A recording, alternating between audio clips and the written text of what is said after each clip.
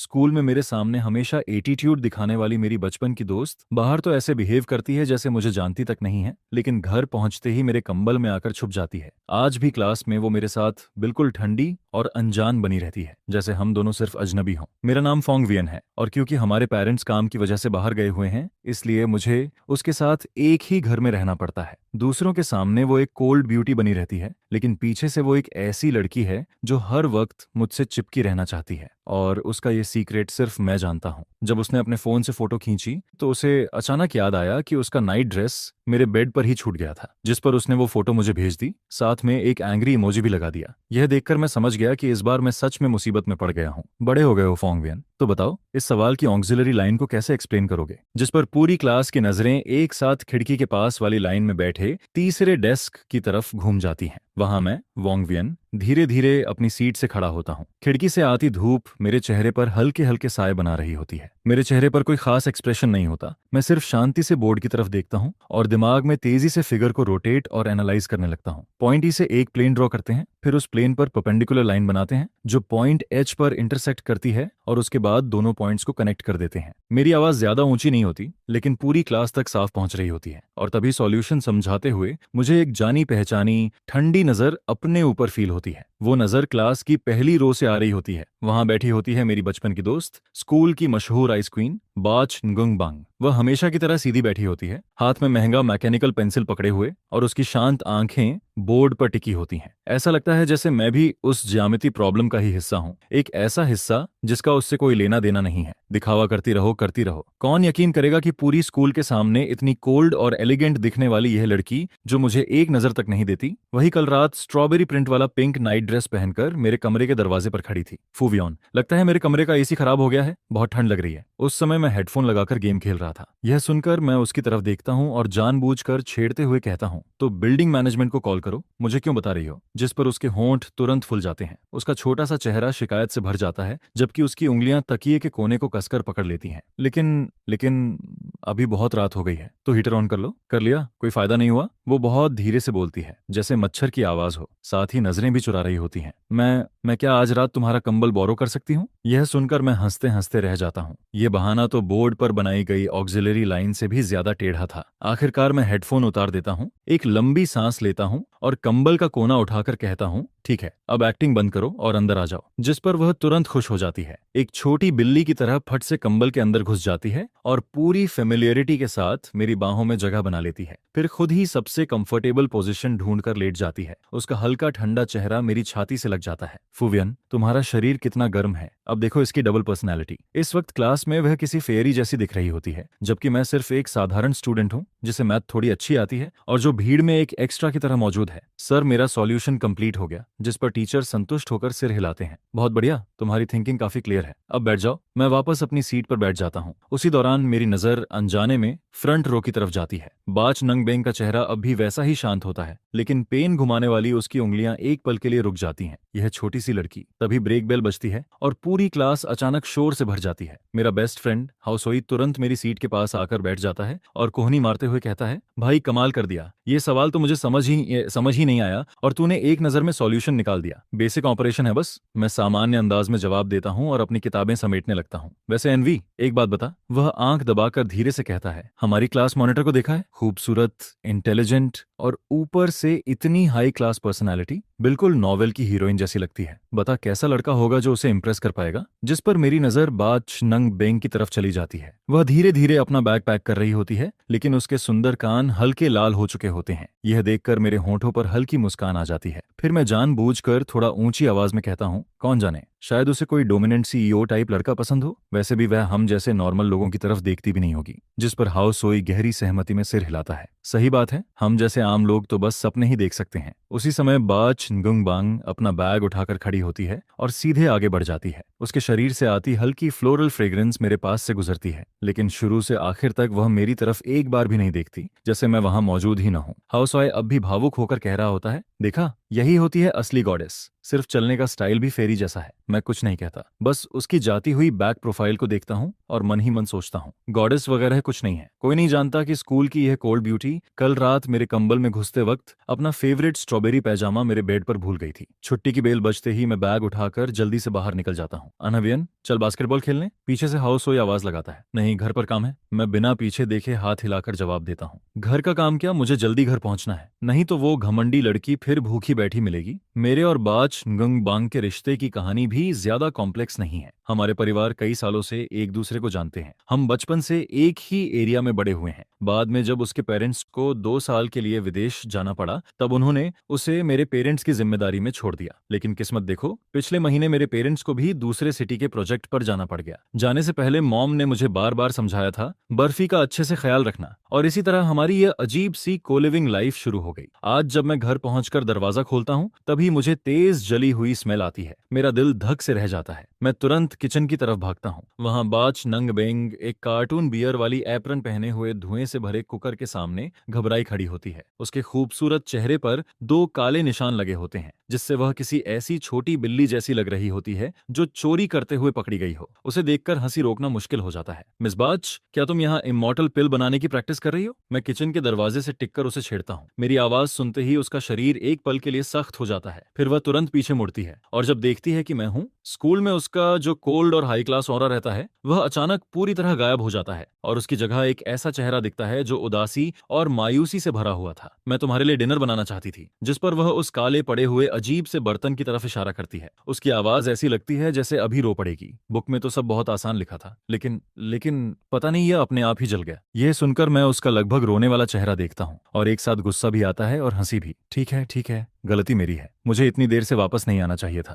जिसके बाद मैं आगे बढ़कर आराम से गैस बंद करता हूँ, एग्जॉस्ट फैन चालू करता हूँ और फिर उसे किचन से बाहर ले आता हूँ। तुम पहले बाहर जाओ, चेहरे पर कालिख लगी हुई है, जाकर मुंह धो लो, यहाँ मैं संभाल लेता हूँ। जिस पर वह चुपचाप सिर हिलाती है और बिल्कुल उस बच्चे की तरह जिसने कोई गलती कर दी हो, सिर झुकाकर किचन से बाहर निकल जाती है। इसके बाद मैं इस पूरे डिजास्टर सीन को देखता हूँ और बेबसी से सिर हिलाने लगता हूँ। यह लड़की हर चीज में परफेक्ट है, लेकिन अपनी डेली लाइफ संभालने की एबिलिटी लगभग जीरो है। शायद सिर्फ उसका चेहरा ही लोगों को धोखा दे सकता है। जब तक मैं किचन साफ करके 2 कटोरे नूडल्स बनाकर बाहर लाता हूँ, तब तक बाई निंग बिंग अपना चेहरा धो चुकी होती है और आरामदायक होम क्लॉथ्स पहन चुकी होती है। वह सोफा पर पैर चढ़ाकर बैठी टीवी देख रही होती है और एक पिलो को गले लगाए रहती है। जैसे ही वह मुझे बाहर आते देखती है, उसकी आंखें चमक उठती हैं। फिर वह तुरंत सोफा से कूदकर नीचे आती है और छोटे बच्चे की तरह भागते हुए डाइनिंग टेबल पर जाकर सीधे बैठ जाती है। फेंगयुआन, तुम्हारे हाथ का खाना सबसे अच्छा होता है। जिस पर वह चॉपस्टिक्स उठाती है, नूडल्स का एक बड़ा घूंट लेती है और खुशी से आंखें बंद कर लेती है। वाह, काफी मक्खन लगा रही हो। अगर अच्छा है तो ज्यादा खाओ, कम से कम फिर किचन में एल्केमी करने नहीं जाओगी और पूरा घर नहीं जला दोगी। मेरी बात सुनकर वह जीभ निकालकर मुझे चिढ़ाती है और फिर सिर झुकाकर खाने में लग जाती है। उसे इस तरह बिना किसी एलिगेंस के खाते हुए देखकर मेरे लिए यह इमेजिन करना बेहद मुश्किल हो जाता है कि यही लड़की स्कूल की वह फेमस आइस क्वीन ब्यूटी है। अगले दिन स्कूल नोटिस बोर्ड के सामने काफी भीड़ जमा होती है,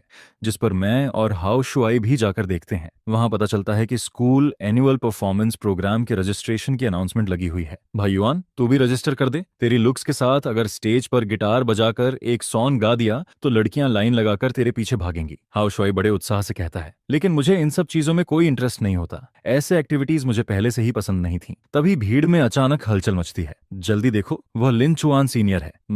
वाह, लिन चुआन सीनियर कितना हैंडसम है। यह सुनकर मैं आवाज की दिशा में देखता हूँ। वहां एक लंबा और हैंडसम लड़का नोटिस बोर्ड की तरफ आता दिखता है। उसके चेहरे पर एक ब्राइट स्माइल रहती है, जिसे देखकर आसपास की लड़कियां बार बार एक्साइटेड होने लगती हैं। लिन चुआन क्लास 12 का स्टूडेंट और स्कूल बास्केटबॉल टीम का कैप्टन था। वह साल भर स्कूल फोरम में सबसे ज्यादा पॉपुलर मेल स्टूडेंट की रैंकिंग में टॉप पर रहता था। मुझे उससे कोई खास मतलब नहीं होता और मैं हाउ शुआई को लेकर जाने ही वाला था कि तभी मुझे एहसास होता है कि लिन चुआन का टारगेट नोटिस बोर्ड नहीं था। वह सीधा बाई निंग बिंग के सामने जाकर रुकता है। संयोग से बाई निंग बिंग भी वही नोटिस देख रही होती है। उसके साथ उसकी बेस्ट फ्रेंड सॉन्ग रोई भी खड़ी रहती है, जिस पर लिन चुआन अपनी गहरी और कॉन्फिडेंट आवाज में कहता है, मैं स्टूडेंट काउंसिल की तरफ से तुम्हें इस बार स्कूल फेस्टिवल में इनवाइट करने आया हूँ। क्या तुम पियानो परफॉर्मेंस दे सकती हो? उसकी बात सुनते ही आसपास पूरी तरह सन्नाटा छा जाता है। सभी लोग सांस रोके इस सीन को देखने लगते हैं। अगर यह सक्सेसफुल हो गया तो यह इस साल की सबसे बड़ी स्कूल न्यूज बन जाएगी। लेकिन बाई निंग बिंग सिर उठाकर उसकी तरफ देखती है और बिना किसी भाव के कहती है, सॉरी, मुझे इंटरेस्ट नहीं है। उसकी आवाज़ ज़्यादा ऊंची नहीं होती, लेकिन उसका इनकार पूरी तरह साफ और डिसिसिव होता है। यह सुनकर लिन चुआन की स्माइल तुरंत जम जाती है। शायद उसने कभी नहीं सोचा था कि उसे इस तरह सीधे मना कर दिया जाएगा। तुम दोबारा सोच नहीं सकती? ये खुद को शो करने का बहुत अच्छा मौका है। जिस पर बाइनिंग बिन पहले से ज्यादा ठंडे स्वर में कहती है, मैंने कहा ना मुझे इंटरेस्ट नहीं है। अब लिन चुआन का चेहरा थोड़ा खराब होने लगता है, लेकिन वह फिर भी अपनी इमेज बनाए रखने की कोशिश करता है और कुछ और बोलने ही वाला होता है। तभी एक ऐसी घटना होती है जिसकी किसी ने कल्पना भी नहीं की थी। बाई निंग बिंग अचानक अपना सिर घुमाती है। उसकी नजर भीड़ को पार करते हुए सीधा मुझ पर आकर रुकती है और फिर सबकी हैरान आंखों के सामने वह अपना पतला सा हाथ उठाती है और मेरी दिशा में इशारा कर देती है, उससे कह दो कि मेरे आदमी से दूर रहे। उसकी यह बात सुनते ही हाओ शुआई वहीं पत्थर की तरह जम जाता है। उसका मुंह इतना खुल जाता है कि उसमें पूरा अंडा आ जाए, जिस पर आसपास की भीड़ भी तुरंत फट पड़ती है। क्या मैंने अभी क्या सुना? बाइनिंग बिंग का बॉयफ्रेंड है? क्या वह फैंग युएन है? नहीं, उसने तो उस मोटे लड़के से बात की थी। पूरा माहौल एक पल में कियोस में बदल जाता है। वहीं हाओ शुआई का दिमाग पूरी तरह हैंग हो चुका होता है। वह धीरे धीरे मेरी तरफ मुड़ता है और मुझे ऐसे देखने लगता है जैसे कोई एलियन देख लिया हो। उसके होंठ कांप रहे होते हैं, लेकिन काफी देर तक उसके मुंह से एक शब्द भी नहीं निकलता। दूसरी तरफ बाइनिंग बिंग ये बॉम्ब गिराने के बाद लिन चुआन की तरफ दोबारा देखती तक नहीं। वह सॉन्ग रॉय का हाथ पकड़ती है और सीधे वहां से चली जाती है। उसकी पीठ बेहद कूल और डिसिसिव लग रही होती है और मैं वहीं खड़ा रह जाता हूँ। चारों तरफ से आने वाली क्यूरियस, शॉक्ड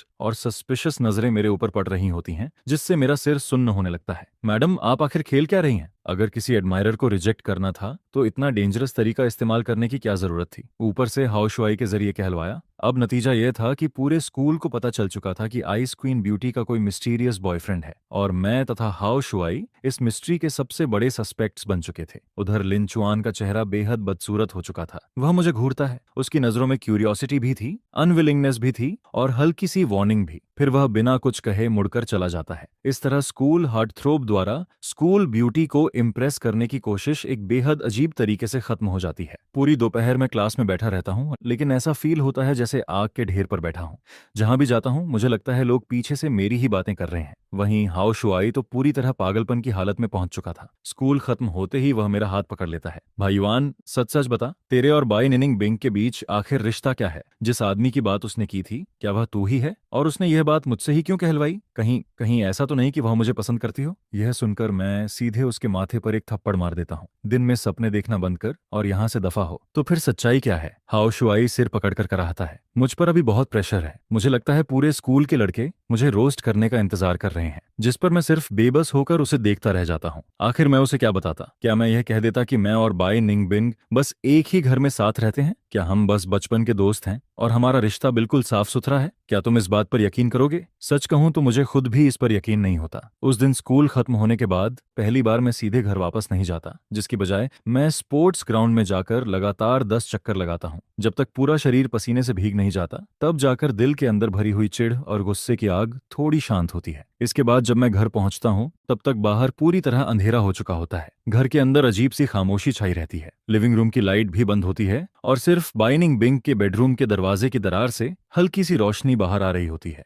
मैं जूते बदलकर उसके कमरे के दरवाजे तक जाता हूँ और कुछ बार नॉक करता हूँ, लेकिन अंदर से कोई जवाब नहीं आता। मैं वापस आ गया हूँ, मैं एक बार और कहता हूँ, लेकिन फिर भी अंदर से वही सन्नाटा बना रहता है। ठीक है, यह देखकर मेरे अंदर फिर से गुस्सा उठने लगता है। स्कूल में पूरे दिन मुझे तुम्हारी वजह से इतना बड़ा ब्लैक पॉट उठाना पड़ा और अब घर आकर तुम मुझे एटीट्यूड दिखा रही हो, जिस पर मेरे दिल का दबा हुआ गुस्सा फिर से भड़कने लगता है। ठीक है, तुम सबसे महान हो। यह कहकर मैं मुड़ता हूँ और किचन में चला जाता हूँ। इसके बाद मैं फ्रिज खोलता हूँ, लेकिन अंदर लगभग कुछ भी नहीं होता। बहुत बढ़िया, डिनर भी नहीं है। मैं गहरी सांस लेता हूँ, कपबोर्ड से इंस्टेंट नूडल्स निकालता हूँ और खुद के लिए खाना बनाने लगता हूँ। उस पूरी रात हम दोनों में से कोई भी किसी से बात नहीं करता। वह अपने कमरे से बाहर नहीं निकलती और मैं भी उसे बुलाने नहीं जाता। साथ रहने के बाद से यह हमारी पहली असली कोल्ड वॉर बन जाती है। नूडल्स खाने और नहाने के बाद मैं बिस्तर पर जाकर लेट जाता हूँ, लेकिन जितना ज्यादा सोचता हूँ उतना ही ज्यादा बेचैन महसूस करता हूँ। ये आखिर चल क्या रहा है? पता नहीं कब आधी नींद में मुझे अचानक एक बहुत हल्की सी आवाज सुनाई देती है। क्लिक। मेरे बेडरूम का दरवाजा बाहर से धीरे धीरे खुलता है, जिस पर मैं तुरंत सतर्क हो जाता हूँ। मैं अपनी सांस रोक लेता हूँ और सोने का नाटक करता हूँ, लेकिन आंखें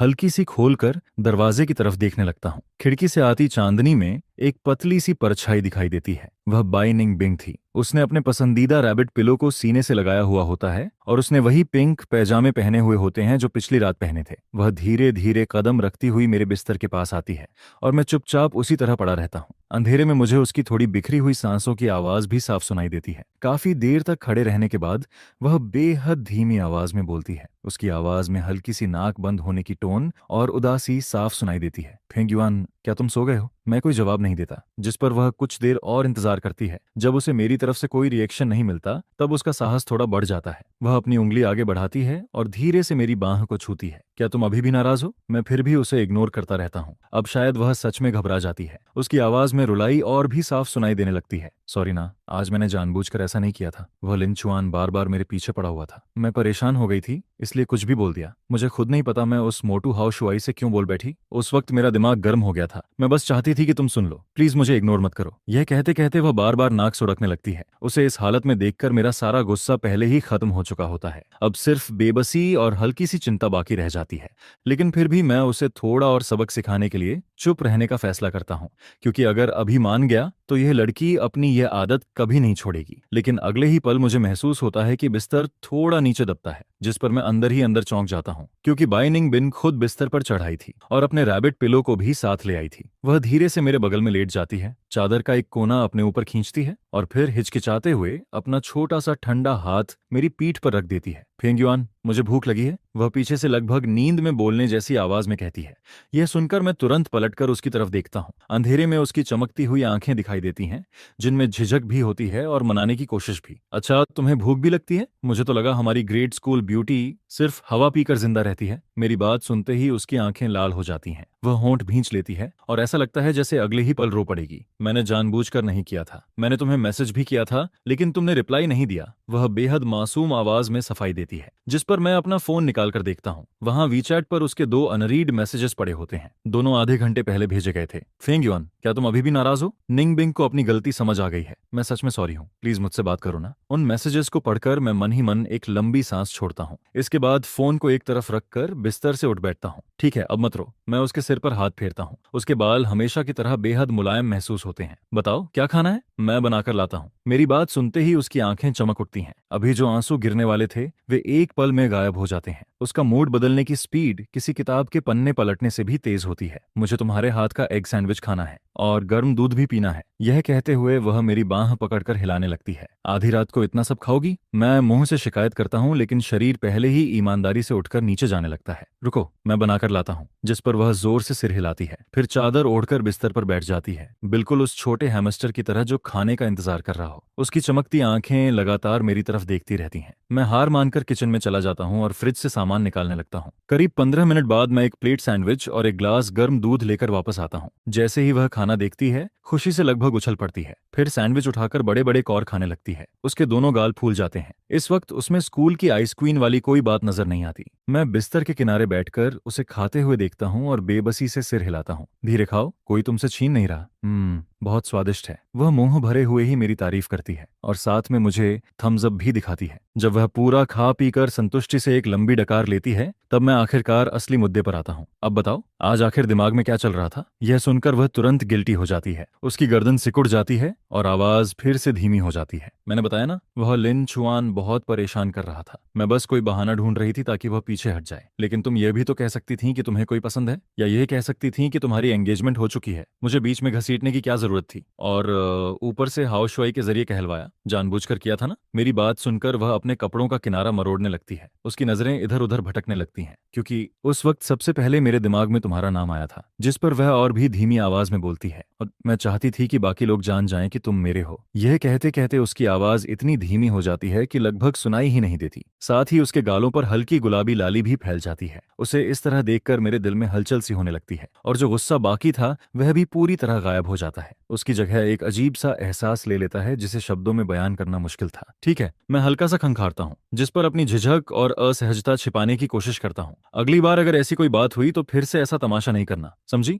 मेरी बात सुनकर बाई निंग बिंग बड़े आराम से सिर हिला देती है। और एक बात, अब अपने कमरे में जाकर सो, मैं दरवाजे की तरफ इशारा करते हुए कहता हूँ। लेकिन मेरी बात सुनने के बाद भी वह हिलती तक नहीं, जिसकी बजाय वह कंबल को और कसकर पकड़ लेती है और सिर को ढोल की तरह तेजी से न में हिलाने लगती है। नहीं, क्यों नहीं? वो मुझे अकेले सोने से डर लगता है। यह सुनकर मैं सच में हंसूं या रोऊं समझ नहीं पाता। इतनी बड़ी हो गई हो फिर भी डर लगता है? तभी अचानक बाहर आसमान में जोरदार बिजली चमकती है। धड़ाम, एक चमकदार बिजली रात के आसमान को चीर देती है और उसके तुरंत बाद कान फाड़ देने वाली गरज सुनाई देती है। जिस पर बाइनिंग बिन जोर से चीख पड़ती है। अगले ही पल वह डरी हुई खरगोश की तरह सीधा मेरी बाहों में घुस जाती है और कांपने लगती है। बिजली, उसकी आवाज तक कांप रही होती है। मेरा शरीर एक पल के लिए अकड़ जाता है क्योंकि मैं उसकी नरम देह और तेजी से धड़कते दिल को साफ महसूस कर सकता था। उधर बाहर बारिश और तेज होती जाती है। मोटी मोटी बूंदें खिड़की के शीशे पर लगातार टकरा रही होती हैं और गरज भी एक के बाद एक सुनाई दे रही होती है, जिस पर मेरी बाहों में छिपी बाई निंग बिंग और ज्यादा कांपने लगती है।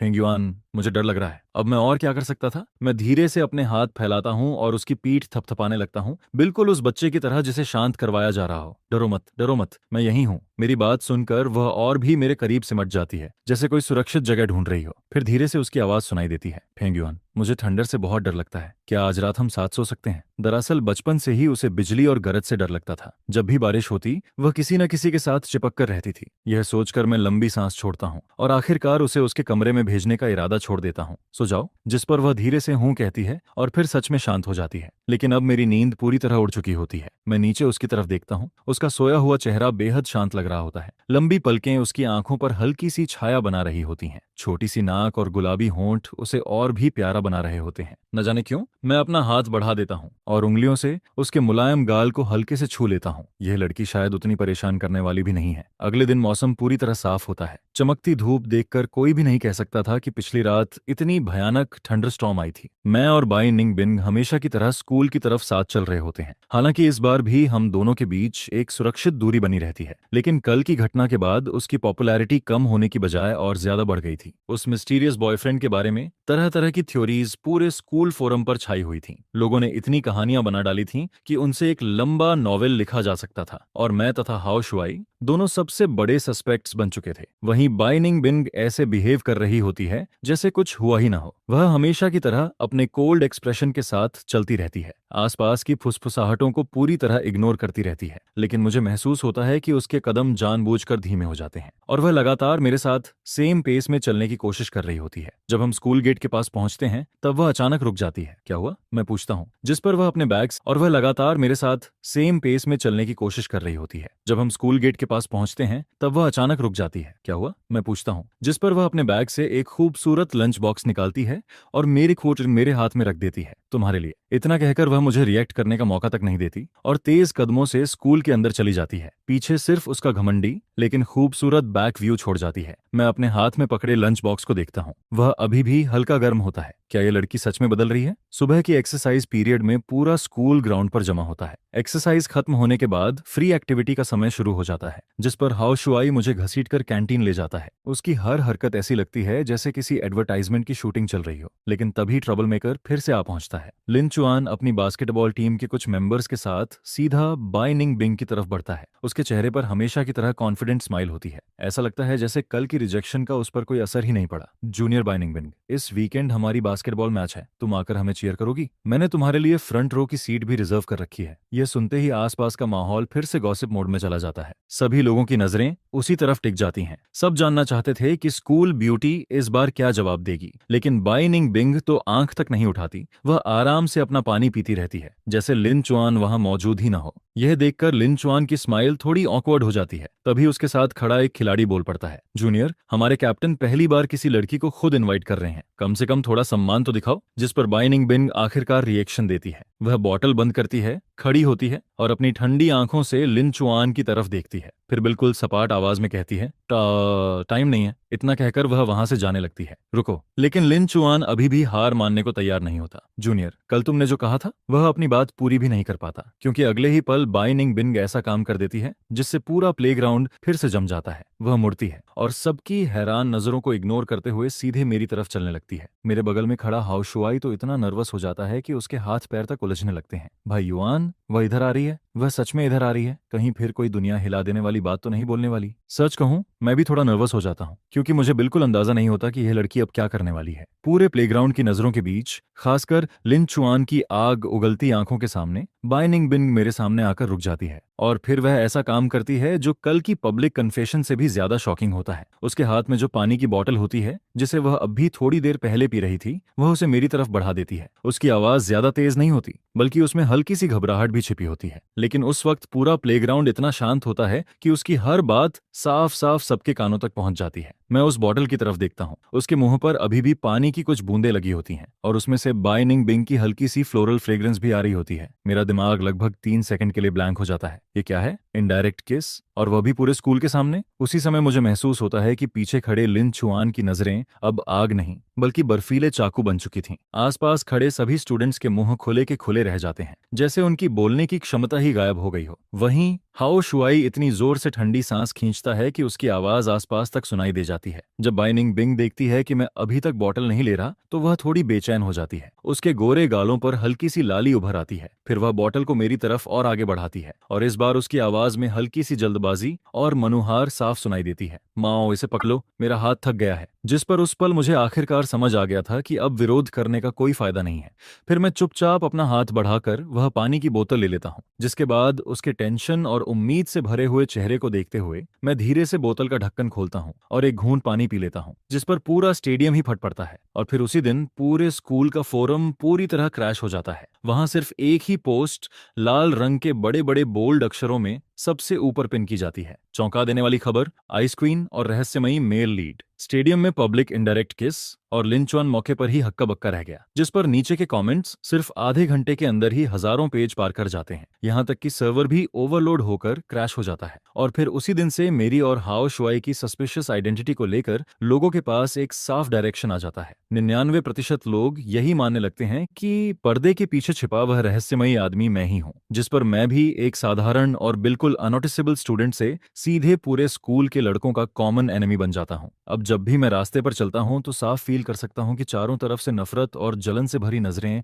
मेरी तरफ घूर रही हैं, जैसे अनगिनत खंजर मेरे शरीर में घुसते जा रहे हों। वहीं हाओ शुआई की नजरें भी गॉसिप से बदलकर वॉरशिप में बदल जाती हैं, जिस पर वह कहता है, भाई युआन, तुम तो मेरे सगे भाई निकले, आखिर ये सब किया कैसे? मुझे भी कुछ ट्रिक्स सिखा दो। लेकिन मैं उसकी तरफ ध्यान ही नहीं देता, क्योंकि मेरे दिमाग में सिर्फ एक ही बात चल रही होती है। घर पहुंचते ही मुझे बाइनिंग बिंग की अच्छी तरह क्लास लगानी है। लेकिन जब मैं शाम को घर लौटता हूँ और उसे डांटने की तैयारी करता हूँ, तभी देखता हूँ कि डाइनिंग टेबल पर 4 डिश और एक सूप पहले से तैयार रखा हुआ है। हालांकि उनमें से 2 डिश हल्की सी जल गई थीं, लेकिन दिखने में फिर भी ठीक ठाक लग रही थीं, जिस पर बाइनिंग बिंग एप्रन पहने हुए बिल्कुल एक छोटी बिल्ली की तरह मेरी तरफ उम्मीद भरी नजरों से देख रही होती है। फिर वह कहती है, फेंगयुआन, तुम आ गए। आज मैंने बहुत मेहनत करके कुकिंग सीखी है। मैं उसके उस चेहरे को देखता हूँ जिस पर साफ साफ लिखा होता है, जल्दी मेरी तारीफ करो, जिसे देखकर मेरे मुंह तक आए सारे शब्द वापस अंदर चले जाते हैं। जिस पर मैं मन ही मन सोचता हूँ कि लगता है आज की यह डांट फटकार कैंसिल करनी पड़ेगी। इसके बाद अगले कुछ दिन काफी शांति से गुजरते हैं। बाइनिंग बिंग स्कूल में अब भी वही कोल्ड ब्यूटी वाली इमेज बनाए रखती है, जैसे वह मुझे जानती तक ना हो। लेकिन ब्रेक टाइम में चुपके से मेरे लिए मिल्क बॉक्स रख जाती है, या फिर जब मैं क्लास में ऊँघने लगता हूँ तब अपनी पेन से हल्के से मेरी पीठ में चुभो देती है। ये छोटी छोटी हरकतें सीक्रेट भी होती हैं और बेहद स्वीट भी, जिस पर धीरे धीरे पूरे स्कूल में हमारे रिलेशनशिप की बात एक ओपन सीक्रेट बन जाती है। हर कोई सब कुछ समझता है, लेकिन कोई भी इसे खुलकर कहने की हिम्मत नहीं करता। फिर ऐसा ही चलता रहता है जब तक कि उस शुक्रवार की दोपहर नहीं आ जाती। उस दिन स्कूल बास्केटबॉल टीम का फाइनल मैच था और उनका ओपोनेंट पास के नंबर 11 हाई स्कूल की टीम थी। मैच बहुत ही जबरदस्त चल रहा था, लेकिन हमारी टीम लगातार पीछे चल रही थी, जिस पर हाफ टाइम तक पूरे मैदान का माहौल काफी भारी हो चुका था। लेकिन ठीक उसी समय लिन चुआन कुछ ऐसा कर देता है जिसकी उम्मीद वहां मौजूद किसी ने भी नहीं की थी, यहाँ तक कि मैंने भी नहीं। वह एक लाउडस्पीकर लेकर बास्केटबॉल कोर्ट के बीचों बीच पहुंच जाता है। फिर उसकी नजरें पूरे कोर्ट को पार करती हुई सीधे स्टैंड में बैठी बाई निनिंग बिंज पर जाकर रुक जाती हैं, जिस पर वह लाउड स्पीकर में जोर से चिल्लाता है, बैन इन बिन। उसकी आवाज पूरे स्टेडियम में गूंज उठती है। यह सुनकर वहां मौजूद सभी लोग एकदम शांत हो जाते हैं और एक साथ बैन इन बिन की तरफ देखने लगते हैं। वहीं बैन इन बिन भी पूरी तरह शॉक हो जाती है, क्योंकि उसने सपने में भी नहीं सोचा था कि लिन चुआन ऐसा कुछ करेगा। मैं उससे ज्यादा दूर नहीं बैठा होता और यह देखकर मेरा दिल जोर से धड़क उठता है, क्योंकि मुझे अचानक एक बहुत बुरा अंदेशा होने लगता है। और फिर अगले ही पल लिन चुआन एक गहरी सांस लेता है और पूरी ताकत से चिल्लाता है, बैन इन बिन, मैं तुम्हें उन्हें पसंद करता हूँ, क्या तुम मेरी गर्लफ्रेंड बनोगी? बूम। जिस पर पूरा स्टेडियम ऐसे फट पड़ता है जैसे वहां किसी ने एटॉमिक बॉम्ब गिरा दिया हो। चारों तरफ चीखें, सीटियां और शोरगुल की आवाजें गूंजने लगती हैं। आखिर स्कूल, हार्टथ्रोब का स्कूल, ब्यूटी को पब्लिक प्रपोजल देना कोई छोटी बात तो थी नहीं। ये तो सीधा सुपर एक्सप्लोसिव न्यूज थी, जिस पर वहां मौजूद हर इंसान की नजर बाई निंग बिंग के चेहरे पर टिक जाती है। लेकिन उसका चेहरा अब पूरी तरह सफेद पड़ चुका था, जैसे उसके शरीर से खून की आखिरी बूंद भी गायब हो गई हो। वह पूरी तरह जड़ होकर अपनी जगह पर बैठी रह जाती है। उसकी रोज वाली कामनेस और कॉन्फिडेंस एक पल में गायब हो जाती है। मैं साफ देख सकता हूं कि उसकी उंगलियां अपने कपड़ों को कसकर पकड़े हुए हैं, यहां तक कि ज्यादा जोर लगाने की वजह से उसकी उंगलियां सफेद पड़ चुकी थीं। लिन चुआन उसे कोई जवाब न देते देखकर फिर कहता है, बैन इन बिन, मुझे एक मौका तो दो। उसकी आंखों में पूरा कॉन्फिडेंस भरा हुआ था, क्योंकि उसे यकीन था कि कोई भी लड़की इतने ग्रैंड और रोमांटिक पब्लिक प्रपोजल को मना नहीं कर सकती। लेकिन वह एक बात भूल गया था, बाई निंग बिन कभी भी नॉर्मल गर्ल नहीं रही थी। जिस पर सबकी नजरों के सामने और लिन चुआन की उम्मीदों से भरी आंखों के बीच बाई निंग बिंग आखिरकार हिलती है। लेकिन वह लिन चुआन की तरफ नहीं जाती और न ही कुछ कहती है। इसके बजाय वह अचानक अपनी सीट से उठ खड़ी होती है, फिर एक डरी हुई हिरनी की तरह लोगों के कुछ समझने से पहले ही ऐसा फैसला कर लेती है जिसकी किसी ने कल्पना तक नहीं की थी। वह सीधा मुड़ती है और भागकर मेरी तरफ आ जाती है, और फिर धड़म, वह सीधे आकर मेरी बाहों में घुस जाती है, जिस पर वह पूरी तरह मेरे पीछे छिप जाती है। उसके छोटे छोटे हाथ मेरी टी शर्ट को कसकर पकड़ लेते हैं। उसका शरीर अब भी हल्का कांप रहा होता है, जबकि उसका चेहरा मेरी पीठ में छिपा हुआ होता है। लेकिन उसी एक्शन से वह पूरे स्टेडियम के सामने अपना जवाब दे देती है। उस पल पूरी दुनिया जैसे शांत हो जाती है। वहीं कोर्ट के बीच खड़ा लिन चुआन अपनी आंखों के सामने अपनी मुस्कान और कॉन्फिडेंस को धीरे धीरे टूटते हुए महसूस करता है, और आखिर में उसके चेहरे पर सिर्फ बेइज्जती और अंधेरा ही बचता है। दूसरी तरफ मैं अपनी पीठ से लगी उसकी कांपती हुई बॉडी और उसके तेज सांसों की आवाज सुनते हुए मन ही मन एक लंबी सांस छोड़ता हूँ। अब तो गड़बड़ हो गई, इस बार कुछ भी छिपाया नहीं जा सकेगा। उस दिन बास्केटबॉल फाइनल का रिजल्ट क्या रहा, यह किसी को याद नहीं रहता। सभी लोगों को सिर्फ हाफ टाइम का वह धमाकेदार प्रपोजल और उसका बिजली गिरा देने वाला एंडिंग ही याद रहता है। जहां तक लिन चुआन की बात है, वह आखिर मैदान से कैसे गया यह भी मैंने नहीं देखा। बस इतना सुना था कि सेकंड हाफ में वह एक भी बॉल बास्केट में नहीं डाल पाया और आखिर में हमारी स्कूल टीम फाइनल मैच हार गई। लेकिन उस दिन के बाद मेरे और बाई निंग बिंग के रिलेशनशिप की बात कोई सीक्रेट नहीं रह जाती, बल्कि पूरे स्कूल की गॉसिप हिस्ट्री में हमेशा के लिए दर्ज हो जाती है। मैं फेंग युआन, एक साधारण ग्रेड 11 स्टूडेंट, आधिकारिक रूप से पूरे स्कूल द्वारा उस इंसान के रूप में मान लिया जाता हूं जिसने आइस क्वीन का दिल जीत लिया था। अब जब मैं रास्ते पर चलता हूं तो लोगों की नजरों में पहले जैसी जलन नहीं होती, बल्कि उनमें रिस्पेक्ट, क्यूरियोसिटी और हल्की सी सिंपथी दिखाई देती है। रिस्पेक्ट मेरी मेथड्स के लिए, क्यूरियोसिटी मेरी आइडेंटिटी के लिए, और सिंपथी इसलिए क्योंकि आगे चलकर शायद मुझे लिन चुआन फैन क्लब के गुस्से और रिवेंज का सामना करना पड़ सकता था। और दूसरी तरफ बाई निंग बिंग भी स्कूल में मुझसे अनजान बनने का नाटक पूरी तरह छोड़ देती है। हालांकि वह अब भी खुद से आकर मुझसे बात नहीं करती, लेकिन हर सुबह स्कूल गेट पर मेरा इंतजार जरूर करती है, जिसके बाद वह चुपचाप मेरे पीछे लगभग आधा मीटर की दूरी पर चलती हुई क्लास तक आती है। फिर कभी कभी वह अपनी एक्सरसाइज बुक धीरे से मेरी डेस्क की तरफ सरका देती है, जिसके ऊपर रेड पेन से उन क्वेश्चंस को सर्कल किया हुआ होता है जो उसे समझ नहीं आते। वहीं स्पोर्ट्स पीरियड के फ्री एक्टिविटी टाइम में वह पानी की एक बोतल लेकर बास्केटबॉल कोर्ट के किनारे बैठ जाती है और चुपचाप मुझे खेलते हुए देखती रहती है। ये बिना शब्दों वाले छोटे छोटे एक्शंस किसी भी लव कन्फेशन से कहीं ज्यादा खतरनाक साबित होते हैं, जिस पर हाउ शुआई तो पूरी तरह सुन्न पड़ चुका था। वह रोज मेरे पास आकर लंबी लंबी सांसें भरता और कहता, ब्रदर युआन, पहले मुझे लगता था कि प्यार में बड़े बड़े ड्रामे और धमाकेदार मोमेंट्स होने चाहिए, लेकिन अब समझ आया है कि असली डॉग फूड तो इसी साइलेंट रोमांस में छिपा होता है। लेकिन मैं उसकी बातों पर ध्यान नहीं देता, क्योंकि उस समय मैं बाई निंग बिंग को पढ़ाने में बिजी होता हूँ। देखो, यह एंगल इस एंगल के बराबर है, क्योंकि ऑल्टरनेट इंटीरियर एंगल्स इक्वल होते हैं, समझ आया? जिस पर वह तुरंत सिर हिलाती है, लेकिन उसके चेहरे को देखकर साफ पता चलता है कि उसे आधा समझ आया है और आधा नहीं। उसकी लंबी आईलैशेस तितली के पंखों की तरह फड़फड़ाती रहती हैं, जिसे देखकर मुझे शक होने लगता है कि शायद वह मेरी बात का एक शब्द भी नहीं सुन रही, बल्कि सिर्फ इस पल को एंजॉय कर रही है। और फिर इसी तरह पूरे स्कूल की नजरों के सामने हमारी हाफ पब्लिक रिलेशनशिप धीरे धीरे आगे बढ़ती रहती है, यहाँ तक कि कभी कभी मुझे एक अजीब सा इल्यूजन भी होने लगता है, जैसे ऐसे दिन हमेशा चलते रहें तो भी कोई दिक्कत नहीं होगी। लेकिन फिर वो वीकेंड आ जाता है। उस दिन मैं और बाइनिंग बिंग सिटी सेंटर की एक बुक स्टोर में रेफरेंस बुक्स खरीदने जाने वाले थे। अनावश्यक अटेंशन से बचने के लिए हमने जानबूझकर अलग अलग निकलने का फैसला किया, जिस पर मैं पहले अपार्टमेंट कॉम्प्लेक्स से बाहर निकलता हूँ और बाई निनिंग बिंग कुछ देर बाद मेरे पीछे निकलती है। जिस पुराने अपार्टमेंट कॉम्प्लेक्स में हम रहते थे उसका सबसे बड़ा फायदा यही था कि वहां काफी शांति रहती थी। मैं आगे चल रहा था जबकि बाई निनिंग बिन करीब 10 मीटर पीछे चल रही थी। लेकिन जैसे ही मैं मेन गेट के पास पहुंचता हूं मेरी नजर अचानक एक परिचित चेहरे पर पड़ जाती है और उसे देखते ही मेरा दिल जोर से धड़क उठता है, क्योंकि सामने मेरी क्लास की गॉसिप क्वीन गुई टियानटियन खड़ी थी। वह अपनी माँ के साथ सब्जियों से भरे 2 बड़े बैग्स उठाए सामने वाली बिल्डिंग से बाहर निकल रही थी, जिस पर मेरे मन में सिर्फ एक ही ख्याल आता है, गया काम से यह यहाँ कैसे रहती है। मैं तुरंत अपनी चाल तेज कर देता हूँ और ऐसा दिखाने की कोशिश करता हूँ जैसे मैंने उसे देखा ही नहीं, लेकिन अब बहुत देर हो चुकी थी। फेंग्युआन, गुई टियानटियन मुझे देख चुकी थी और पूरे उत्साह से हाथ हिलाते हुए आवाज लगाती है, जिस पर मैं मजबूरी में रुक जाता हूँ और एक अजीब सी मुस्कान दे देता हूँ। क्या कोइंसिडेंस है, तुम भी यहाँ रहती हो? हाँ, मैं बस इतना ही जवाब देता हूँ। लेकिन तभी उसकी नजर मेरे पीछे खड़ी बाई निंग बिंग पर पड़ जाती है और उसी पल मैं साफ देख लेता हूँ कि उसकी आंखों में एक चमक उठती है, जैसे किसी ट्रेजर हंटर को अचानक खजाना मिल गया हो। उसका गॉसिप रेडर उसी सेकंड फुल पावर पर एक्टिवेट हो जाता है।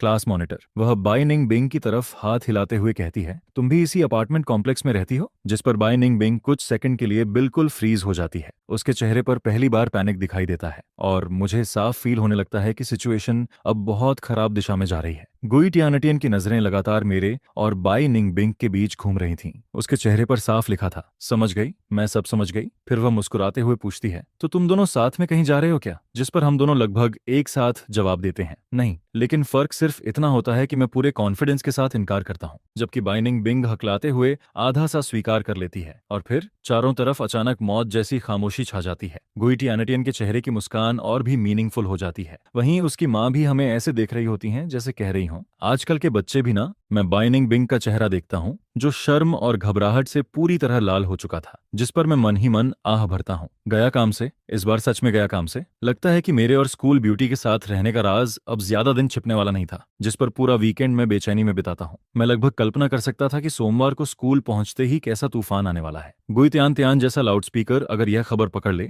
तो वह जरूर पूरे स्कूल में फैला देगी कि फेंग युआन और बाइनिंग बिंग शायद साथ रहते हैं, और फिर उस खबर में थोड़ा एक्स्ट्रा मसाला डालकर उसे हर क्लास तक पहुंचा देगी। उस समय सिर्फ स्टूडेंट्स ही नहीं बल्कि होम रूम टीचर और डिसिप्लिन डिपार्टमेंट भी हमें बुलाकर पूछताछ कर सकते थे। घर लौटने के बाद बाइनिंग बिंग सोफे के कोने में सिकुड़कर बैठी थी। वह तकिया पकड़कर गुस्से में कहती है, सब तुम्हारी गलती है। जिस पर मैं हैरानी से पूछता हूँ, मेरी गलती? हाँ, तुम बहुत तेजी से चल रहे थे, मैं तुम्हारे पीछे नहीं आ पाई, इसलिए उसने हमें देख लिया। यह सुनकर मुझे हंसी आ जाती है, क्योंकि दूसरों पर इल्जाम डालने की उसकी स्किल अब मास्टर लेवल पर पहुंच चुकी थी। अच्छा, मेरी गलती? मैं हल्की मुस्कान के साथ कहता हूँ, बाहर निकलने से पहले आधा घंटा कपड़े चुनने में किसने लगाया था? और रास्ते में हर ग्लास विंडो में खुद को देखने के लिए कौन रुक रहा था? जिस पर वह तुरंत चुप हो जाती है। उसके होंठ फुल जाते हैं और वह अपना अल्टीमेट मूव इस्तेमाल करने लगती है। मैं नाराज हूँ, लेकिन मैं कुछ नहीं कहूंगी। उसे देखकर मैं बस आह भरता हूँ और उसके पास जाकर बैठ जाता हूँ। अब सोचो सोमवार को क्या करेंगे? जिस पर वह तकिए में मुंह छिपाकर उदास आवाज में कहती है, और क्या करेंगे? ज्यादा से ज्यादा सच मान लेंगे। मैं कुछ सेकंड के लिए फ्रीज हो जाता हूँ। क्या मान लेंगे? यही कि हम साथ रहते हैं। यह सुनते ही मेरा सिर घूम जाता है। मिस बाई, तुम्हें पता भी है कि हाई स्कूल स्टूडेंट्स के लिए साथ रहना क्या मतलब रखता है?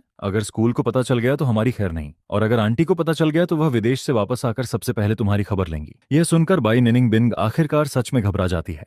वह तुरंत तकिए से सिर उठाती है और लाल आंखों से मेरी तरफ देखने लगती है। उसे इस तरह परेशान देखकर मेरे मन की सारी झुंझलाहट धीरे धीरे खत्म हो जाती है। जिस पर मैं उसके सिर पर हाथ फेरते हुए कहता हूँ, ठीक है, ज्यादा मत सोचो, जब आसमान गिरेगा तब मैं संभाल लूंगा। अगर किसी ने पूछा तो बस इतना कहना कि हमारे परिवार नेबर हैं और तुम कभी कभी मेरे घर खेलने आ जाती हो, याद रहा? जिस पर वह आधा समझते हुए सिर हिला देती है। लेकिन मैं अभी भी बहुत भोला था। मैंने रूमर्स की स्पीड को कम आंका था और स्कूल की रिएक्शन स्पीड को जरूरत से ज्यादा बढ़ाकर देखा था, क्योंकि हम सोमवार तक भी नहीं पहुंच पाए। रविवार की रात मैं किचन में बाई निंग बिंग की फेवरेट डिश बना रहा था। तभी अचानक डोरबेल बज उठती है, जिस पर लिविंग रूम से बाई निंग बिंग की आवाज आती है, फेंग्युआन दरवाजा खोल दो। वह उस समय सोफा पर आराम से सिकुड़ी हुई एनिमे देख रही होती है। मेरे हाथ सॉस से भरे हुए थे, इसलिए मैं जवाब देता हूँ, तुम खुद जाकर खोल लो। जिस पर वह तुरंत नखरे करते हुए कहती है, नहीं तुम जल्दी जाओ ना, मैं अभी सबसे इंटरेस्टिंग सीन देख रही हूँ। उसे फिर से क्यूट एक्टिंग करते देखकर मेरे पास कोई दूसरा ऑप्शन नहीं बचता। मैं एप्रन से अपने हाथ पोंछता हूँ और दरवाजे की तरफ बढ़ जाता हूँ, लेकिन मुझे बिल्कुल अंदाजा नहीं था कि दरवाजे के दूसरी तरफ खड़ा इंसान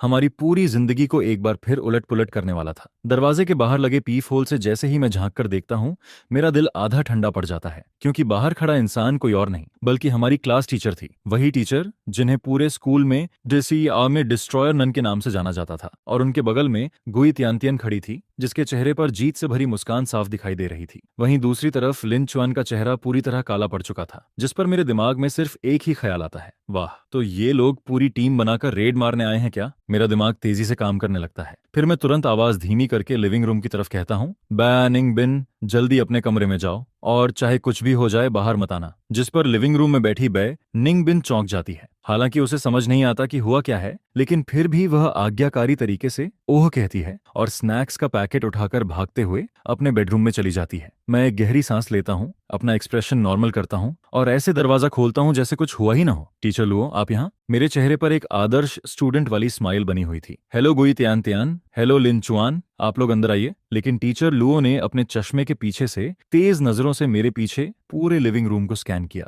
फिर वह ठंडी आवाज में कहती हैं, फेंग युआन, हम अंदर नहीं आएंगे। हमें एक स्टूडेंट की कंप्लेंट मिली है कि तुम्हारा और बाय निंग बिंग का रिलेशनशिप नॉर्मल नहीं है, यहाँ तक कि तुम दोनों साथ रह रहे हो। यह सुनकर मेरा दिल जोर से धड़कता है, लेकिन बाहर से मैं अब भी शांत बना रहता हूँ। टीचर लू, यह पूरी तरह गलतफहमी है। मैं और बाय निंग बिंग सिर्फ क्लासमेट्स हैं, हम साथ कैसे रह सकते हैं? लेकिन तभी अब तक चुप खड़ा लिन चुआन अचानक हंस पड़ता है। फिर वह नीचे शू रैक की तरफ इशारा करके कहता है, अगर ऐसा है तो यह विमेन्स स्लीपर्स किसकी हैं? जिस पर मैं नीचे देखता हूँ और अगले ही पल मेरा दिमाग सुन्न पड़ जाता है, क्योंकि शू रैक के पास एक पिंक रैबिट स्लीपर्स की जोड़ी रखी हुई थी और वह बाय निंग बिंग की थी। अभी थोड़ी देर पहले वह जल्दी में भागी थी और अपनी स्लीपर्स वहीं छोड़ गई थी, जिस पर मेरे मन में सिर्फ एक ही बात आती है, अब तो चाहे मैं गंगा जल भी पी लूं, कोई यकीन नहीं करेगा। वहीं गुई तियानतियन तुरंत मौके पर तेल डाल देती है। टीचर, मैंने कल अपनी आंखों से इन्हें इसी अपार्टमेंट कॉम्प्लेक्स से साथ निकलते देखा था और मैंने फैंग युएन के घर के अंदर लड़की की आवाज भी सुनी थी। यह सुनकर मेरा मन करता है कि वहीं खड़े खड़े उसका सिर पकड़कर हिला दूं। वहीं टीचर लुओ का चेहरा और भी डरावना हो जाता है। फिर वह मुझे घूरते हुए एक एक शब्द पर जोर देकर कहती हैं, Feng Yuan, Ban and Bing को बाहर बुलाओ, आज तुम दोनों को मुझे सब कुछ साफ साफ बताना होगा। मैं दरवाजे पर खड़ा था और खुद को किसी क्रिमिनल की तरह फील कर रहा था, जिसे पब्लिक ट्रायल के लिए खड़ा किया गया हो। वहीं लिविंग रूम से अब भी टीवी की आवाज आ रही थी। वह बाय निंग बिंग का फेवरेट एनिमे चल रहा था। उसका हैप्पी ओपनिंग सॉन्ग इस समय मुझे बेहद आयरनिकल लग रहा था, जिस पर मैं समझ जाता हूँ कि अब इस सिचुएशन से भागना संभव नहीं है। और जैसे ही मैं सारी जिम्मेदारी अपने ऊपर लेने के लिए मुंह खोलने वाला होता हूँ, तभी पीछे बेडरूम का दरवाजा खुलने की आवाज आती है, क्लिक। अगले ही पल बाय निंग बिंग बाहर निकलती है। उसने एक साधारण फाइट टी शर्ट और शॉर्ट्स पहन रखी थी। उसके चेहरे पर कोई एक्सप्रेशन नहीं था, लेकिन उसकी साफ आंखों में पहले कभी न दिखी एक दृढ़ता दिखाई दे रही थी। वह टीचर लुओ को नहीं देखती, वह गुई टियानटियन को नहीं देखती, वह लिन चुआन को भी नहीं देखती, बल्कि सीधे चलकर मेरे बगल में आकर खड़ी हो जाती है और फिर वह सिर उठाकर मेरी तरफ देखती है, जिस पर बहुत हल्की लेकिन साफ आवाज में कहती है, फेंग युआन, डरो मत, मैं यहाँ हूँ। उस पल मेरे दिल के किसी कोने को जैसे किसी ने हल्के से छू लिया हो। एक अजीब सी गर्माहट पूरे शरीर में फैल जाती है। वहीं टीचर लुओ जब बाय निंग बिंग को सचमुच मेरे घर के अंदर से निकलते हुए देखती हैं, तो उनका गुस्सा और बढ़ जाता है। बाय निंग बिंग, तुम दोनों ने सच में मुझे बहुत निराश किया है। वहीं गुई टियानटिन के चेहरे पर छिपी हुई खुशी साफ दिखाई दे रही थी और लिन चुआन की नजरें बर्फीले खंजरों की तरह हम दोनों पर टिकी हुई थीं, जिस पर आखिरकार बाय निंग बिंग टीचर लू की तरफ देखती है। फिर बेहद शांत आवाज में कहती है, सिचुएशन वैसी नहीं है जैसी आप लोग सोच रहे हैं। नहीं है? टीचर लुओ तुरंत बोल पड़ती हैं। तो फिर कैसी है? एक लड़का और एक लड़की रात के समय एक ही घर में रह रहे हैं। अब तुम और क्या एक्सप्लेनेशन देना चाहती हो? उनकी आवाज बेहद सख्त थी, जिस पर बाय निंग बिंग एक गहरी सांस लेती है, जैसे उसने कोई बड़ा फैसला कर लिया हो। फिर वह धीरे धीरे कहना शुरू करती है, मेरे पेरेंट्स काम की वजह से विदेश चले गए हैं। जाने से पहले उन्होंने मुझे फेंग युआन के पेरेंट्स की देखरेख में छोड़ा था, लेकिन पिछले महीने फेंग युआन के पेरेंट्स भी बिजनेस ट्रिप पर चले गए, इसीलिए मैं यहाँ रह रही हूँ। वह कुछ सेकंड रुकती है, फिर बाहर खड़े तीनों लोगों की तरफ देखकर आगे कहती है, हम सिर्फ एक ही छत के नीचे रह रहे हैं और एक दूसरे का ख्याल रख रहे हैं। अगर इसे भी गलत रिलेशनशिप माना जाएगा तो मेरे पास कहने के लिए कुछ नहीं है। उसकी बात इतनी लॉजिकल थी कि कुछ पल के लिए टीचर लू भी चुप रह जाती हैं। उन्हें भी शायद उम्मीद नहीं थी कि सच्चाई ऐसी निकलेगी। वहीं गुई टियानटियन अभी भी कुछ कहना चाहती थी, लेकिन टीचर लू की एक कड़ी नजर उसे तुरंत चुप करा देती है। दूसरी तरफ लिन चुआन का चेहरा लगातार बदल रहा था। आखिर में वह दांत भींचकर कहता है, ठीक है, मान लिया कि साथ रहने की वजह समझ आ गई, लेकिन स्कूल में जो कुछ हुआ उसका क्या? उसका एक्सप्लेनेशन क्या है? यही असली मुद्दा था। साथ रहना किसी तरह समझाया जा सकता था, लेकिन हाई स्कूल में लव रिलेशनशिप एक बिल्कुल अलग मामला था, जिस पर एक बार फिर सबकी नजरें हमारी तरफ लौट आती हैं। मैं तुरंत बोलने की तैयारी करता हूँ। मैं कहना चाहता था कि हम सिर्फ बचपन के दोस्त हैं और लोगों ने गलत समझ लिया है, लेकिन इस बार बाई निंग बिंग मुझसे भी तेज निकल जाती है और फिर वह कुछ ऐसा करती है जिसे मैं जिंदगी भर नहीं भूल सकता। सबके सामने वह अपना हाथ आगे बढ़ाती है और मजबूती से मेरा हाथ पकड़ लेती है। उसकी हथेली हल्की ठंडी थी, उसमें पसीने की एक पतली परत भी थी, लेकिन उसकी पकड़ बेहद मजबूत थी। फिर वह अपना सिर ऊंचा उठाती है, बिल्कुल एक प्रौढ़ स्वान की तरह, और सीधे लिन चुआन की आंखों में देखकर कहती है, मुझे फेंग युआन पसंद है, मैं फेंग युआन को पसंद करती हूँ। इसका हमारे साथ रहने या न रहने से कोई संबंध नहीं है। स्कूल में मैंने जो कुछ भी किया वह सिर्फ इसलिए किया क्योंकि मैं उसे पसंद करती हूँ। उसकी आवाज शांत कॉरिडोर में गूंज जाती है। हर शब्द ऐसा लगता है जैसे शांत झील में कोई पत्थर गिर रहा हो और उससे हजारों लहरें उठ रही हों, जिस पर टीचर लुओ पूरी तरह शॉक हो जाती हैं। गुई टियानटियन का मुंह इतना खुल जाता है कि उसमें पूरा बल्ब समा जाए। वहीं लिन चुआन का चेहरा एक पल में खूनहीन सफेद पड़ जाता है और दूसरी तरफ मैं उसकी हथेली की गर्माहट और मजबूती को महसूस कर रहा था। मैं उसके साइड फेस को देखता हूँ, जो शर्म और घबराहट से लाल हो चुका था, लेकिन फिर भी वह बहादुरी से मेरे सामने खड़ी थी,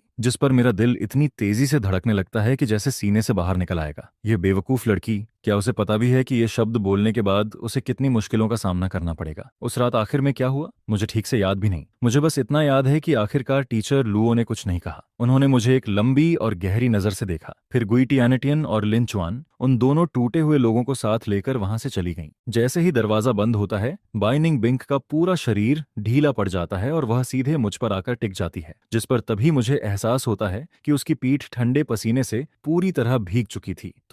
मैं कुछ कहने के लिए मुंह खोलता हूं, लेकिन समझ ही नहीं पाता कि क्या कहूं, जिस पर बाई निंग बिंग अपना चेहरा मेरे सीने में छिपा लेती है और धीमी आवाज में पूछती है, फेंग युआन, क्या मैं बहादुर थी? हाँ। मैं उसे अपनी बाहों में भरते हुए जोर से सहलाता हूँ, बहुत बहादुर। यह सुनकर वह कुछ सेकंड चुप रहती है, फिर धीरे से पूछती है, तो क्या तुम्हें ऐसी बहादुर वाली मैं पसंद हूं? जिस पर मैं कोई जवाब नहीं देता। मैं बस उसे और कसकर अपनी बाहों में भर लेता हूं और वही मेरा जवाब बन जाता है। उस रात हमारी क्लास का ग्रुप चैट पूरी तरह फट पड़ता है, क्योंकि टीचर लुओ के जाने के 10 मिनट बाद ही ग्रुप में एक नया मैसेज आता है और वह मैसेज बाई निंग बिंग भेजती है। उसने एक फोटो अपलोड की थी। फोटो में दो हाथ एक दूसरे की उंगलियों में फंसे हुए थे। एक हाथ मेरा था और दूसरा उसका, जिसके नीचे उसने एक लाइन लिखी थी और पूरी क्लास को टैग कर दिया था, बैन एंड बिन, जो वादा किया है उसे कभी नहीं भूलूंगी। सब लोग सुन लो, फेंग युआन मेरा बॉयफ्रेंड है। जिस पर पूरा ग्रुप चैट उसी पल एक्सप्लोड हो जाता है। फिर सोमवार की सुबह जब मैं और बाई निंग बिंग साथ में स्कूल कैंपस के अंदर कदम रखते हैं, तो ऐसा लगता है जैसे पूरी दुनिया बदल चुकी हो। अब हमारा स्वागत फुसफुसाहटों और गॉसिप से नहीं होता, बल्कि एक अजीब सी खामोशी से होता है। जो भी हमें देखता है कुछ पल के लिए रुक जाता है, फिर चुपचाप रास्ता छोड़ देता है। उनकी आंखों में क्यूरियोसिटी भी थी, रिस्पेक्ट भी था और एक तरह की श्रद्धा भी, क्योंकि बाई निंग बिंग की वीचैट पोस्ट किसी हिडन बॉम्ब की तरह फटी थी। उसने सारी अफवाहों और अंदाजों को एक झटके में खत्म कर दिया था, सीधा, सरल और बेहद डोमिनेटिंग, बिल्कुल बाई निंग बिंग के स्टाइल की तरह, जिस पर टीचर लू भी इस बार हमें अलग से बुलाकर बात नहीं करती।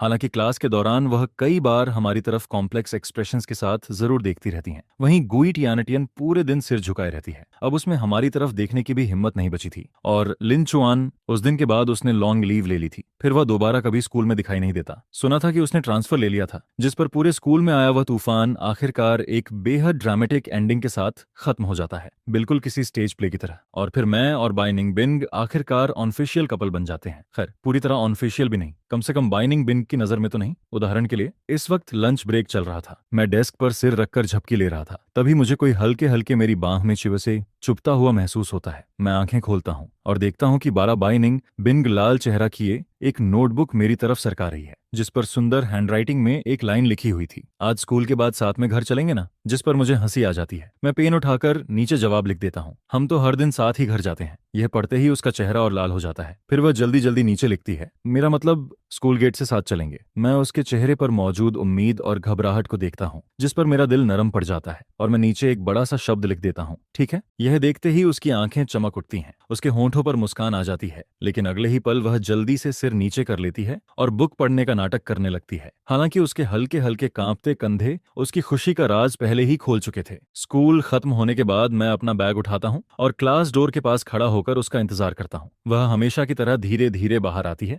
फिर मेरे बगल में आकर खड़ी हो जाती है। आसपास के क्लासमेट्स हमें देखकर ऐसी मुस्कान देते हैं जैसे सब कुछ समझ चुके हों, जिस पर वे हंसते हुए वहां से चले जाते हैं। चलें? मैं पूछता हूँ। हम वह धीरे से जवाब देती है। फिर हम दोनों साथ साथ स्कूल कैंपस में चलने लगते हैं। डूबते सूरज की रोशनी हमारे पीछे लंबी परछाइयां बना रही थी। यह पहली बार था जब हम इतने खुले तौर पर साथ चल रहे थे, जिस पर बाई निंग बिंग के कदम पहले से भी छोटे हो जाते हैं। वह बहुत धीरे चलती है, जैसे चाहती हो कि यह रास्ता थोड़ा और लंबा हो जाए। फिर जब हम एक सुनसान मोड़ पर पहुंचते हैं तो मैं अचानक रुक जाता हूँ। क्या हुआ? वह हैरानी से मेरी तरफ देखती है, लेकिन मैं कुछ नहीं कहता। मैं बस अपना हाथ उसकी तरफ बढ़ा देता हूँ, जिस पर उसका चेहरा एकदम लाल हो जाता है, बिल्कुल पके हुए सेब की तरह। वह कुछ सेकंड हिचकिचाती है, लेकिन फिर धीरे से अपना छोटा सा हाथ मेरी हथेली पर रख देती है। उसका हाथ मुलायम था, थोड़ा ठंडा भी, जिस पर मैं उसकी उंगलियों को कसकर पकड़ लेता हूँ और आगे चलने लगता हूँ। वह अपना सिर इतना नीचे कर लेती है कि लगभग उसके सीने से लग जाता है, लेकिन उसके होंठों पर मौजूद मुस्कान लाख कोशिशों के बाद भी छिप नहीं पाती। वह मुस्कान दूर आसमान में फैली शाम की लालिमा से भी ज्यादा खूबसूरत लग रही थी। फिर जैसे जैसे हम स्कूल गेट के करीब पहुंचते हैं, लोगों की भीड़ बढ़ने लगती है, जिस पर बाई निंग बिंग अचानक घबरा जाती है। वह हल्के से मेरा हाथ खींचती है। फेंग्युआन, उसकी आवाज मच्छर जैसी धीमी थी। हाथ पकड़ना ठीक है, लेकिन क्लासमेट्स को मत देखने देना। मैं उसकी इस शर्मीली और जिद्दी हरकत को देखकर हंस पड़ता हूँ। ठीक है, जैसा तुम कहो, जिस पर मैं उसका हाथ छोड़ देता हूँ। यह देखते ही वह ऐसे घबरा जाती है जैसे कोई छोटा खरगोश अचानक डर गया हो। वह तुरंत अपना हाथ पीछे छिपा लेती है, लेकिन अगले ही पल वह धीरे से अपनी छोटी उंगली आगे बढ़ाती है और सावधानी से मेरी छोटी उंगली में फंसा देती है, जिस पर स्कूल गेट की भीड़, लोगों की आवाजों और सुनहरी शाम के बीच हम दोनों इसी बचकाने लेकिन सबसे सीक्रेट तरीके से हाथ पकड़े आगे बढ़ते रहते हैं। और उसी पल मुझे एहसास होता है, हमारी कहानी अभी शुरू हुई थी। कौन सोच सकता था कि पूरे स्कूल के सामने आइस क्वीन बनी घूमने वाली यह लड़की अकेले में इतनी शर्मीली निकलेगी कि सिर्फ हाथ पकड़ने से भी उसका चेहरा लाल हो जाता है। लेकिन वह शर्मीली लड़की अब मेरी थी।